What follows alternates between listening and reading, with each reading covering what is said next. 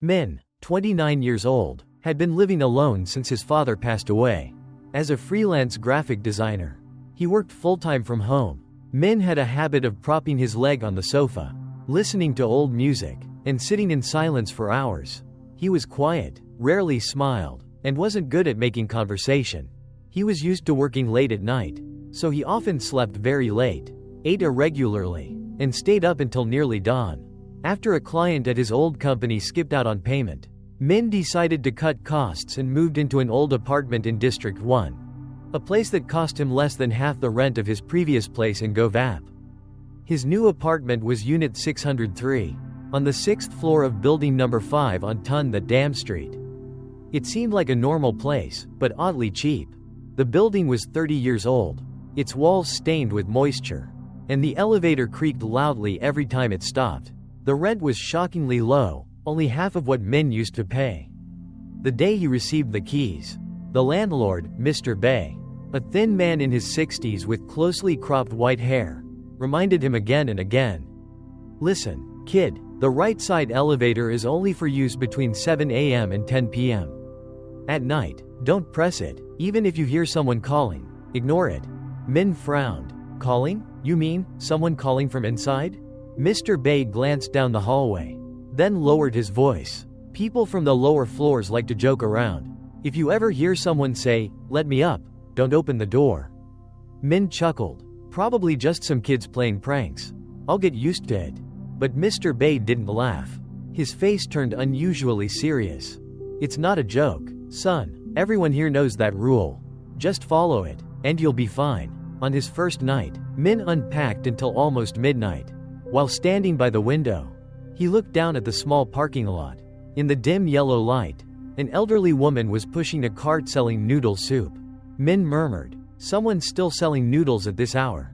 Suddenly, his phone buzzed. A message on Zalo, from an unknown number, not saved in his contacts. "Are you the new guy? You live in 603, right?" Min hesitated a few seconds, then replied, "Yes, that's right. Who is this?" The response came quickly. "Unit 602, my name's Mai. Just a heads up, turn off your living room lights after midnight. Don't leave them on overnight. Something happened on our floor, the light might attract it." Min felt a chill run down his spine. He stepped into the living room and looked around. The ceiling light was still on, a dim white glow. He typed back, What do you mean by it?" No one replied. Around 1 a.m., Min lay on the sofa, eyes on his laptop screen. He had headphones on, soft lo-fi music playing. Then, from the corner of his eye, he saw the hallway light flicker. Min stood up and walked toward the main door. He didn't open it, just peeked through the peephole. The hallway was dark and still. Not a soul in sight. Suddenly, a soft knock on the door. 3 knocks. Slow, steady. Knock, knock, knock. Min gripped the door handle. He spoke quietly, voice low. "Who's there?" No response. Then, a moment later, a soft female voice whispered from outside. "Let me up." Min exhaled sharply and stepped back. That exact phrase was what Mr. Bay had warned him about earlier. He grabbed his phone to message Ms. Mai, but the chat box suddenly lit up on its own. A new message appeared, no sender. "Don't open the door." He couldn't reply. There was no number, no chat icon, just that lone message, glowing blue in the dark room. From outside, another knock. But this time, it came from inside. Knock, knock. Right behind Min was the shoe cabinet. He stepped back to the middle of the room, eyes fixed on the cabinet door. The room was silent, but the breeze from the open window made the cabinet door tremble slightly. No more knocking. Min exhaled slowly and shook his head as if reassuring himself. "Just the wind, it's only the wind." He walked over and gently touched the cabinet handle. Mr. Bay's warning echoed in his head. "Don't open it, even if you hear someone call." Min swallowed hard, and yet, he opened it. Inside were 3 pairs of shoes, a pair of sneakers Min owned, an old pair of plastic sandals, and a pair of beige high heels. Strange. Min frowned and picked up the high heel. The sole was worn down, the leather scuffed, and there were faint traces of dried mud. He muttered, "I didn't buy this." Suddenly, the doorbell rang. Ding dong. Min stepped closer and peeked through the peephole. "Ms. Mai, from Unit 602, was standing outside, holding a small flashlight. Min opened the door. "You're here, this late?" She looked around, then stepped in quietly, her voice low. "You opened the shoe cabinet, didn't you?" Min nodded slightly. She set the flashlight on the table and turned to him. "Did you hear the knocking before that?" "Yes, I thought it was the wind." She shook her head, eyes darkening. "No, it knocks to lure you to the door. But if you don't open the main one, it'll try another way. The shoe cabinet is its side entrance." Min asked hesitantly. "Who, or what, is it?" Mai didn't answer right away. She sat down, rubbing her forehead. "Before you, a woman lived in that unit. About 30 years old. Her name was Tuyet. She stayed for 2 months, then disappeared. We all thought she just moved out at night, until we found a shoe exactly like yours." Min froze. "The high heel in the cabinet?" She nodded, then said softly, "I don't think Tuyet ever left that room." The next morning, Min brought the strange shoe down to Mr. Bay. He took one glance, sighed, and locked it in a drawer. It belonged to Ms. Tuyet. Every time someone new moves in, the shoe reappears. Min asked, confused, "You left it in my room?" Mr. Bay shook his head. "I put it in the drawer below the counter. Locked it tightly. But this morning, it was back in your room." Min stayed silent. Mr. Bay added, sounding tired, "Just remember the rules. Don't look in mirrors at night. Don't use the elevator after 10 p.m. Don't open the door if you hear someone calling. And absolutely, don't let light shine through the window past midnight." Min asked again, "What if I already did?" Mr. Bay looked at him, eyes deep like the bottom of a well. "Then, either you leave, or you disappear." That night, Min sat on the sofa, holding his phone, eyes fixed on the half-open window. The breeze was gentle, swaying the white curtain. He typed a message to Ms. Mai. "Hey, I want to ask more about Tuyet. Do you have a photo of her?"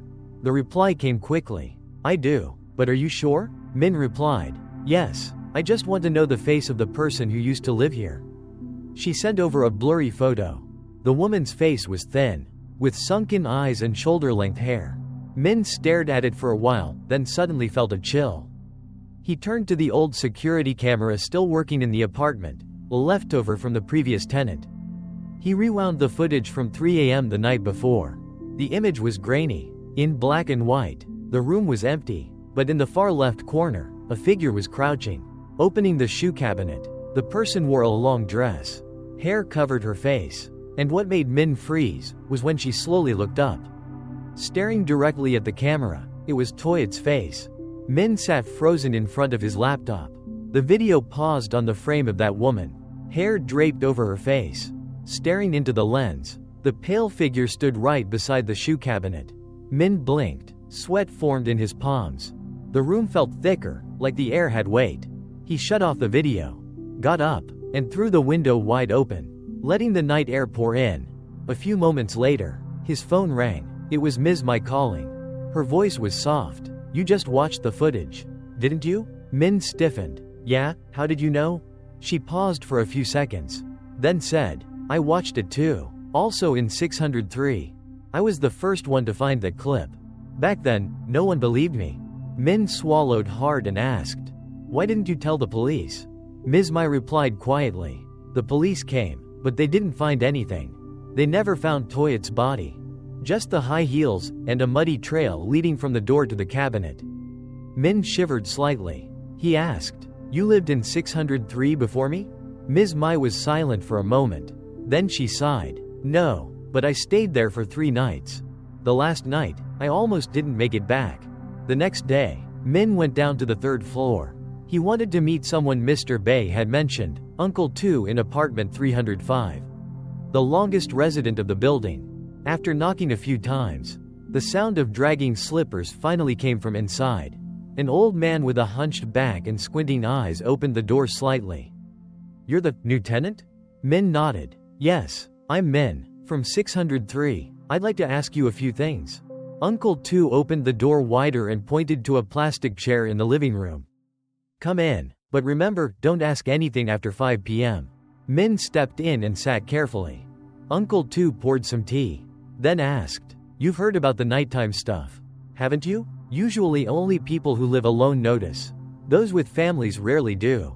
Min nodded and told him everything: the camera, the shoes, the knocks at midnight. Uncle Tu slowly nodded, then said, "Back in the day, this building used to be an old dormitory for the medical school.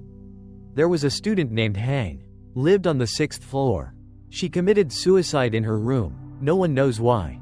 Since then, people on that floor keep going missing from time to time." Min asked, "Was Tuyid one of them?"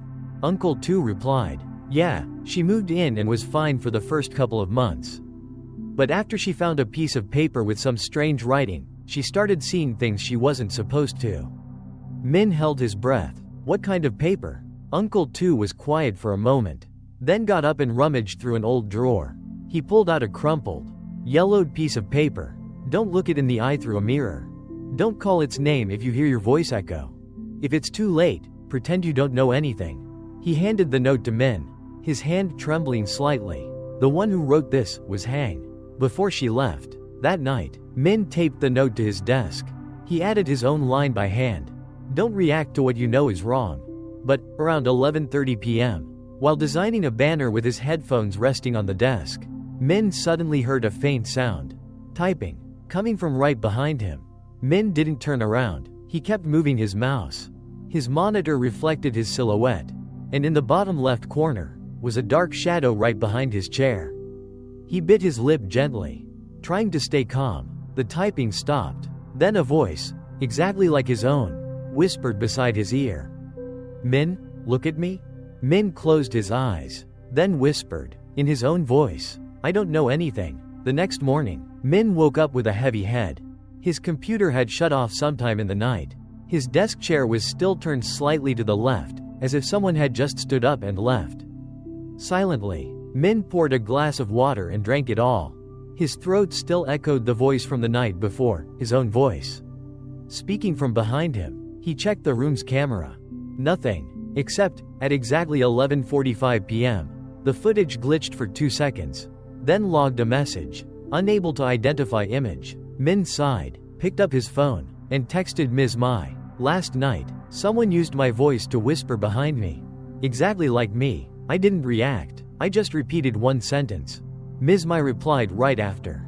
"Good. That sentence is the only way to keep it from latching onto you. But remember, you can only use it once." Min frowned. "Only once? What do you mean?" The next message came slower.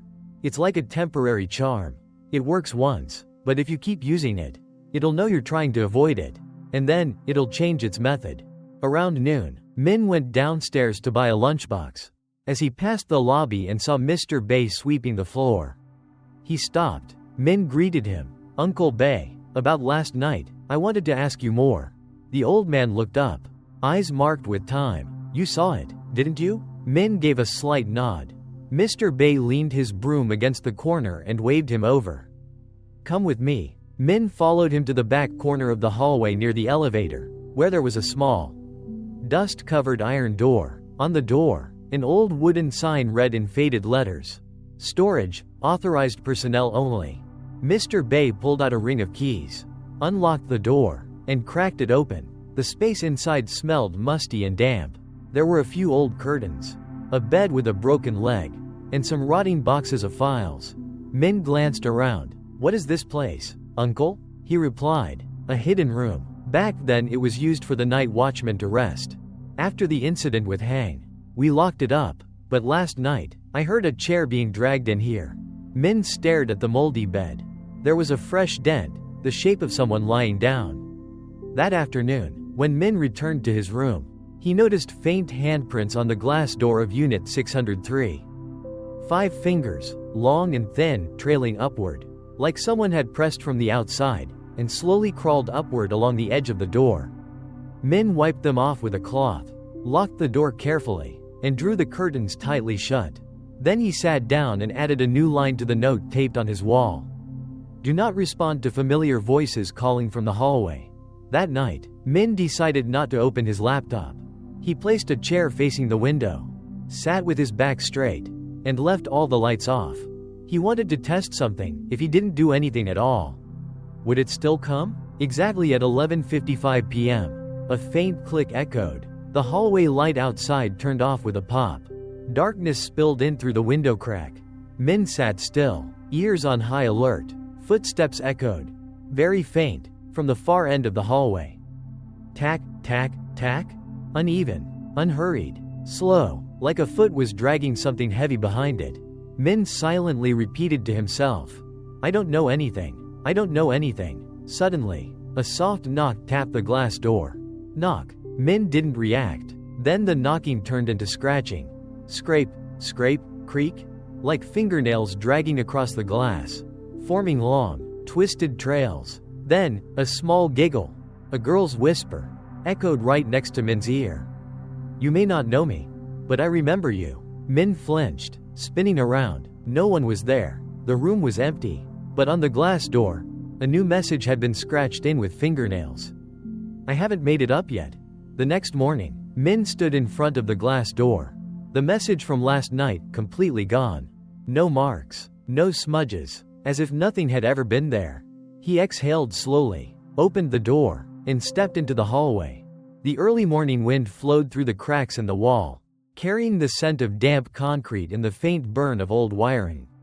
When the elevator opened, he stepped in and froze.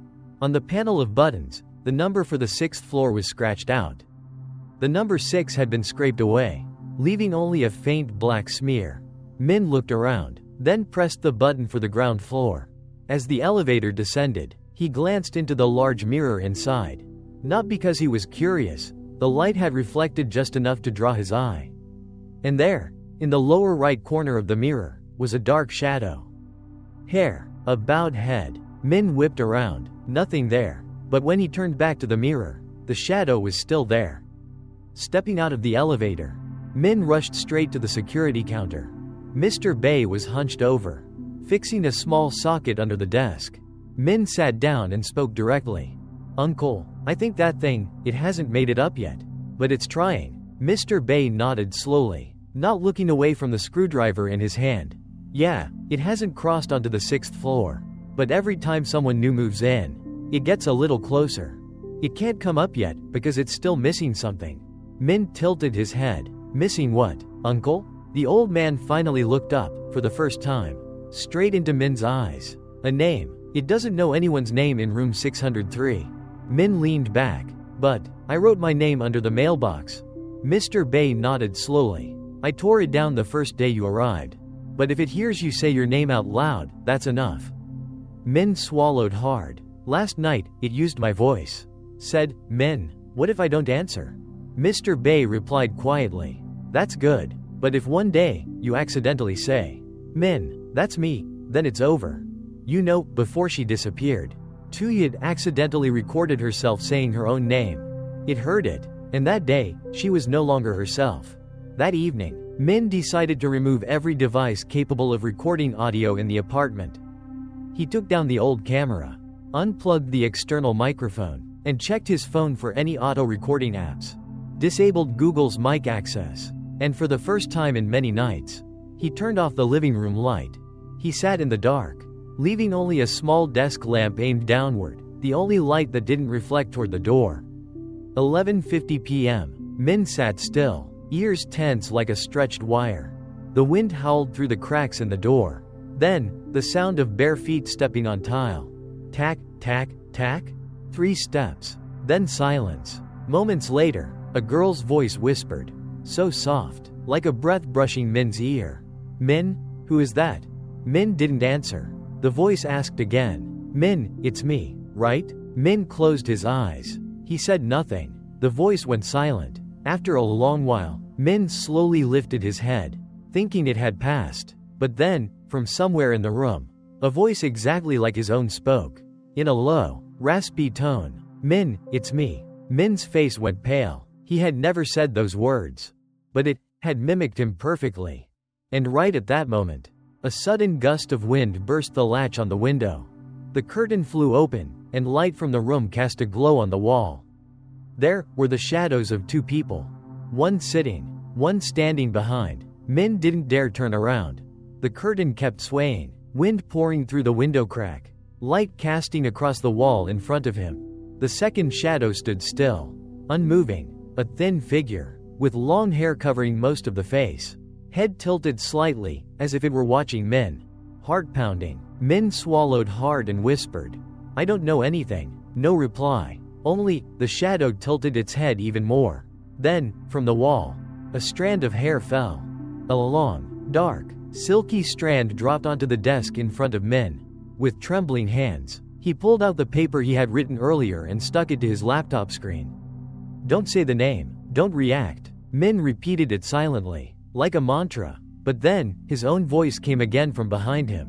"I know, Min. It's me." He didn't turn around. His hands gripped the edge of the desk, sweat pouring down his back.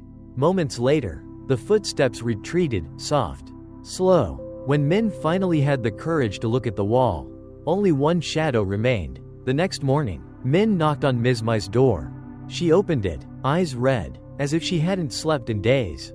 Min spoke immediately. "Last night it mimicked my voice. I didn't say anything, but it said it for me.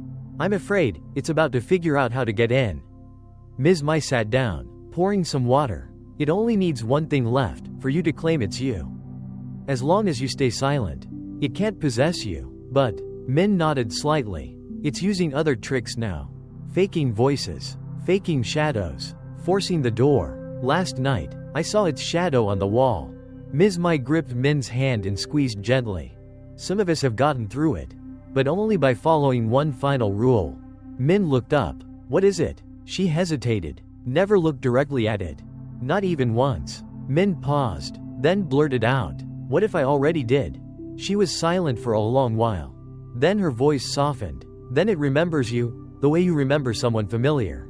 It won't leave again." Min left room 602, his head heavy. He stepped into the elevator, planning to go down, but the lights flickered. The elevator didn't move. Then the doors opened, at the 4th floor. A man in his 30s stood waiting.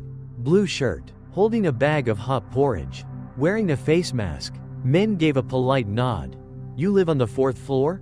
The man didn't answer. He simply nodded lightly. He stepped inside, standing close beside Min. The warmth from the porridge gave off a savory scent. Min looked up at the panel. The elevator stopped at the 6th floor. But the door didn't open. He turned to the man. "You going to the 6th floor too?" Still no response. The porridge in his hand began to drip onto the floor. Min looked down. The bag had a tiny tear, but the liquid dripping wasn't thick. It was thin, dark red, like diluted blood. Min stepped back, bumping into the elevator wall. Then turned, trying to get a better look at the man's face. But just then, the man turned toward him. And Min saw, the face mask was empty. There was nothing behind it. The elevator doors suddenly flew open. Min stumbled out, gasping for breath. He didn't know what floor he was on, only that the hallway was empty. And, the man inside hadn't stepped out. Min stood panting in the hallway, back against the wall, eyes fixed on the slowly closing elevator doors. The figure inside didn't follow. But he felt, it was still there, watching him. He looked at the floor display, floor 5. The hallway was silent, doors on both sides shut tight. Min took out his phone and called Mr. Bay. It rang for a long time, then went silent, no answer. He swallowed hard and turned toward the stairwell. As he passed room 504, he suddenly stopped. Under the door, a faint light leaked out. A small card had been slipped halfway into the hallway. Its corner folded. Min bent down and picked it up. On it, only one sentence. "If you want to understand, come to 504 before midnight." No sender name. Min hesitated, but still knocked on the door. Click click. The door opened slightly. No one invited him in. Min gently pushed it open. Room 504 was arranged like a small tea shop. Dim yellow light, the scent of sandalwood incense lingered in the air. An elderly man sat behind a table, silver hair, sharp and deep eyes. He looked up and smiled softly. "You're the new tenant in 603? Min nodded gently. "How did you know?" The man didn't answer directly. He poured 2 cups of tea and said, "This building doesn't appear the same to everyone. Some people only see brick walls and windows. Others see shadows passing mirrors, doors opening on their own, or hear familiar voices calling out." Min sat down across from him, eyes steady. "Are you connected to it somehow?" The man was quiet for a moment, then replied in a voice like wind. "Back then, hey, the girl who took her life on the 6th floor was my niece. I'm not here to hurt anyone. I just want to understand what's holding her back. Min froze. Hang was the first to disappear? The man nodded. Then came Tuyat, and a few others after her, all lived alone. All heard their own voice calling from mirrors. I've lived here 10 years. Created these rules myself. No one believed me. Only a few followed them, like you. Min lowered his head. So you left the card to warn me? The man smiled softly. To invite you, because you're the first one who didn't panic when you saw it. Min looked around the room. You know what it is? The man poured more tea and answered slowly. It's not a ghost, not a spirit, either. It's more like an invisible copy of someone who once lived here. It remembers behaviors, voice, how they walked, but it has no consciousness. Only when it finds someone willing to accept it, does it get the chance to replace them. Min sat motionless for a long time. He asked, what happens if no one accepts it? The man replied, it just keeps repeating, keeps standing there, keeps calling, keeps scratching the glass, until the living can't take it anymore. Min looked up, eyes uncertain. So you've been here 10 years, just to watch over it? The man smiled faintly. No, I stayed to wait, because once, I nearly answered it. Min whispered, did it call you last night? The man didn't respond immediately. He just looked at Min for a while, then said softly, last night, it didn't call me, it chose to call you. Min left room 504, his mind spinning. On the way back to his apartment, he stopped in front of the mirror at the end of the hall. Old mirror, wooden frame rotting, it reflected Min, standing alone. He took a deep breath and turned away. But from inside the mirror, a whisper echoed, Min, can you see me? Min didn't respond. He just walked straight ahead, not turning back. But, in the mirror, the shadow remained, watching. That night, Min didn't turn on the lights. He sat still on a chair in the living room, eyes fixed on the slightly open bedroom door. On the table, his phone was recording audio. Min wanted to see if he stayed completely silent. Would it still be able to mimic him? At exactly 11:45 p.m., everything fell into an unnatural stillness. The wind stopped. Even the wall clock seemed to tick slower. Min felt his heartbeat echo in the heavy silence. Then, a soft sound from the bedroom. Click. Min didn't turn, but the next sound chilled his skin. The creaking of the wardrobe opening. Slow, rusty. Then, soft footsteps, gliding toward him from behind. Min held his breath, didn't move. His hand beneath the table began to tremble. Then, from right behind him, came his own voice, but lower. Distorted. Min is sitting, right? He didn't answer. The voice spoke again. That's Min, it's me. I'm Min. A long silence followed. Then the wooden chair behind him scraped quietly. Gentle, patient, as if someone was sitting down. Min bit his lip, eyes staring at the tabletop. After a long pause, the voice chuckled softly. I'll sit right here, until you forget who you are. The next morning, Min opened his phone. The recording was still there. He skipped to the middle of the file. In his headphones, the creaking echoed clearly. Then the voice, crystal clear. Min, it's me. Breathing, chair scraping, and one final line that made his blood run cold. Thank you, for letting me sit with you. Min turned off the phone, sat still for a long time. That afternoon, he went back down to room 504. But when he knocked, no one answered. He leaned in, calling softly, Sir, are you there? No reply. Min glanced at the doorknob. Long scratch marks, like claw marks. He went down to the lobby to find Mr. Bay. Finding him cleaning the large mirror in the lobby, Min spoke quietly. Uncle, is the man in 504 home? Mr. Bay stood up straight, wiped sweat from his forehead, and said, That room? There's no one living there. Min froze. What? I just talked to him a few days ago. Mr. Bay shook his head. 504's been empty for 2 years. The previous tenant, Hang's son, passed away. No one's rented it since. I still have the key. But the door's jammed, so I never bother opening it. It felt like someone dumped a bucket of ice water over Min's head. He whispered. But, I sat with him. We drank tea. He told me stories. Mr. Bay placed a hand on Min's shoulder and said quietly. Then it's no longer just calling your name. It's recreating things you believe are real. It's practicing life, borrowing forms, voices, even conversation. All it needs is for you to nod and say it's human. then it'll exist forever. That night, Min removed every mirror in the apartment. He drew the curtains to cover all reflections, turned off his phone, his camera, even the laptop. On his desk, he placed a blank piece of paper and wrote one line: "If I wake up tomorrow and there are two Mins in the room, let the one who stays silent be the one to live on." At midnight, the wardrobe door creaked open again. This time, Min didn't look. He didn't breathe. Only the voice of Min echoed steadily. "I am you. You are me. I will learn to live, and you will forget." The next morning, Min woke up. Sunlight slipped through the edge of the curtain, casting a faint streak on the floor. He sat up, body heavy as stone, head buzzing, throat dry, and the first thing he did was look around the room and ask himself, "Who am I?" Then he let out a faint laugh. Just one night, and the question that once seemed so simple now felt distant. He stood up and looked into the refrigerator door, the only reflective surface left. In the reflection was a young man. Messy hair, tired eyes. But in that brief moment, Min saw the man in the mirror, didn't blink with him. He blinked. The reflection did not. Then, the reflection's mouth curved slightly, a faint, eerie smile. Min stepped back, heart pounding. He no longer knew who was mimicking whom. That afternoon, Min went down to the parking basement. It had long been a rarely visited place, damp, dark, lit only by a few dim yellow bulbs. As he opened his scooter's trunk to retrieve some old documents, a voice called out behind him. "Min, is that you?" He turned around. An elderly woman, petite with silver hair tied neatly at the back, stood beside a pillar. She wore a brown sweater, her eyes both familiar and strange.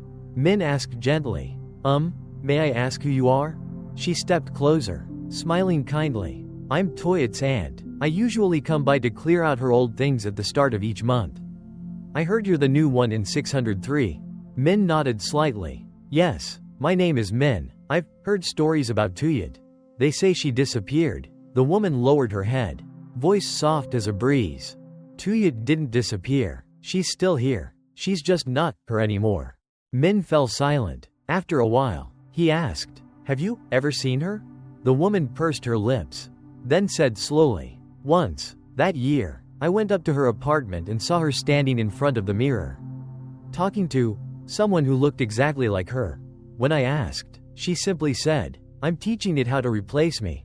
The next day, Tuyat was gone. Min froze. He tightened his grip on the documents, voice dropping. "If I start seeing someone who looks like me, what does that mean?" The woman looked straight into Min's eyes, unblinking. "It means you have to choose. Either let it learn and take your place, or erase everything that gives it a reason to stay." Min asked softly, "Erase? How?" She didn't answer. She simply handed him an old photo. In it, apartment 603, before renovations, with two figures standing side by side at the window, identical. That night, Min prepared as usual, but for the first time, he set a second chair across from him. On the table, he left a note. "If you want to live like me, then sit here." Silence filled the room. Then, the chair across from him slid slightly. Min didn't look up, he just listened. Bare footsteps padded across the carpet. The chair's fabric rustled softly. Then, a voice, identical to his own, spoke slowly. "I know, you're tired. Let me live in your place." Min inhaled deeply and answered, "What do you know about living?" The voice replied, "I know how to eat slowly. I know when to open the balcony at the right hour of sunlight. I know I hate raw tomatoes. I know how to stay quiet every night and never call anyone." Min froze. His hand trembled. It wasn't just copying his voice. It was learning feelings. He struggled to speak. "Then, what would you do if someone called my name one day?" The voice hesitated, then replied softly, "I'd look back, but I wouldn't answer." A long silence passed before Min finally looked up. No one was there, only the chair, still indented slightly. Min sat alone in the apartment. Outside, early rain was falling, light, thin, and cold. He looked at the chair, the one it had sat in last night. The backrest still bore the impression, as if someone had just left. Min wondered, if he disappeared tomorrow, would anyone even notice? That evening, he invited Mr. Bay down for tea. The two sat beside the garden pots, raindrops tapping on the old plastic awning above. Min poured the tea, then spoke quietly. Uncle, if someone creates a version of themselves, are they still themselves? Mr. Bay smiled, looking into the distance. As long as you're still asking that question, you are. Min was quiet. After a while, he asked, if one day, I stop speaking completely, no names, no words, no reactions, it'll replace me, right? Mr. Bay nodded gently. It'll live like you used to. Eat on time, smile the right way, and never speak unless spoken to. Min poured more tea, his hand trembling slightly. Then, is it worth it? Mr. Bay placed a hand on Min's shoulder. That's up to you. If you want to vanish but still have someone maintain your rhythm, then yes, it's worth it. But if you want to remain you, you have to live. You have to breathe. You have to feel pain. No silence. No hiding in the shadows. That night, Min returned to his apartment. He removed all the curtains, cleaned out the wardrobe, wiped the bathroom mirror, turned on every light. At exactly 11:59 p.m., he placed 2 cups of hot tea on the table, then sat down. The chair across from him was empty. Min spoke, the first time he had initiated anything. I know you're listening. The air remained still. Then, the chair shifted slightly. Someone sat down. No form, no voice, but the air grew heavy. Min placed his hand on the table, eyes fixed on the empty space. I will live, even if I'm tired, even if I lose my mind. I will live, but you can stay, but stay silent. You are not me. A long pause. Then, the opposite chair slid back slowly, quietly, smoothly. No goodbye, no breath, only the faint scent of hot tea, rising like memory. The next morning, Min woke early and took a walk around the building. He nodded at the old lady on the 3rd floor, helped a man on the ground floor with his bike. On the stairs, someone called out, Min, how have you been lately? He turned and smiled. I'm doing well, still me. The person nodded, passing by, no questions asked. In apartment 603, everything looked the same. The mirrors had been cleaned, the curtains drawn, the wardrobe locked, and in the mirror, it still reflected someone living there. No one knows for sure who that is, only that they never speak too loudly, never respond when called from behind, and always turn off the lights before midnight.